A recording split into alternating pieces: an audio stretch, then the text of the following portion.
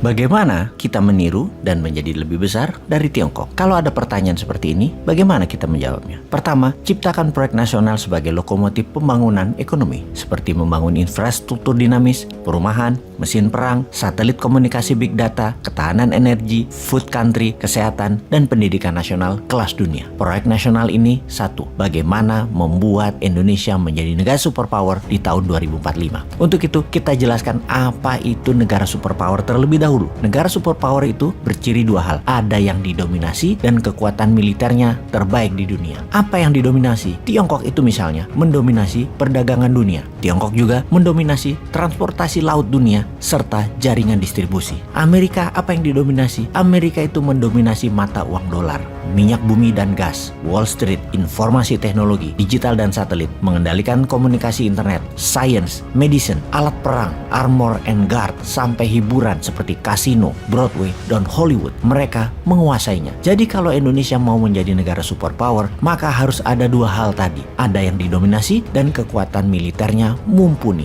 Militernya harus sampai punya Sixth Army atau angkatan ke-6, yaitu Space Army, pasukan Antartika. Pastikan seluruh produksi militernya buatan dalam negeri, dari satelit, kapal selam, 1 juta pesawat pengintai dan perang berbasis drone, senjata hulu ledak nuklir, dan magnetic laser beam harus punya semua. Teknologinya copy dulu, tiru dulu. Kemudian bagaimana memiliki dominasi ekonomi? Indonesia harus mendominasi bursa mineral, dari noble metal, precious group metal, metal tanah jarang, mulai dari tambang mineral sampai hilirisasi refiningnya. Finish produknya 99,99% pure metal. Lalu dibuat bursanya sebagai pengendali harga pasar, sebagai price makernya. Indonesia harus mendominasi dan menjadi food country terbesar di dunia, pengendali pangan dunia. Kemudian kendali atas air atau laut sebagai negara maritim terkuat dan terbesar di dunia, menjadi negara terkuat dan terbesar di selatan Katulistiwa, menjadi Atlantis baru dan Lemurian baru, menggabungkan kekuatan api dan kekuatan air. Pertama harus dipastikan Indonesia buatkan grand plan dan detail cost accountingnya. Berapa biaya, modal belanja untuk membuat semua itu terjadi 24 tahun dari sekarang hingga tahun 2045. Katakan angkanya muncul dari langit aja. Tiap tahun selama 24 tahun perlu 11.000 triliun rupiah. Maka printing money, print cetak uang saja. Sekedar mengingatkan, Tiongkok itu awal-awal tahun 80-an hingga tahun 90-an itu membangun masih asal-asalan, masih coba-coba dan berani. Toh uangnya ada ya. Sound familiar ya dengan kata-kata pokoknya uangnya ada gitu ya. Produk Tiongkok yang 3 kali pakai rusak itu biasa. Gedungnya disebut tofu building, dam air, jalanan, jembatan semua jelek mutunya. Dan Tiongkok di tahun 90-an itu adalah imitating country. Semua dikopi, semua ditiru, semua diduplikasi. Pemerintahnya cuek, pura-pura tidak tahu padahal mereka yang mempromosikan. Lalu tahun berjalan, yang tadinya meniru, tadinya imitating, menjadi mahir, atau dalam bahasa kita namanya ala bisa karena biasa. Mulailah kepercayaan negara lain yang tadinya anti malah kemudian bermitra dengan produsen Tiongkok untuk maklun membuat produk utama mereka. Ternyata dunia tunduk ketika tangan terampil dan kekuatan kerja bangsa Tiongkok dimanfaatkan untuk produksi hulu. Bahkan Amerika pun menggeser 40% manufakturnya ke Tiongkok, juga Eropa serta Korea Selatan. Itu setelah bertahun-tahun imitating dan meniru. Inilah yang kita harus lakukan. Inilah yang Indonesia harus lakukan. Printing money dan imitating, meniru,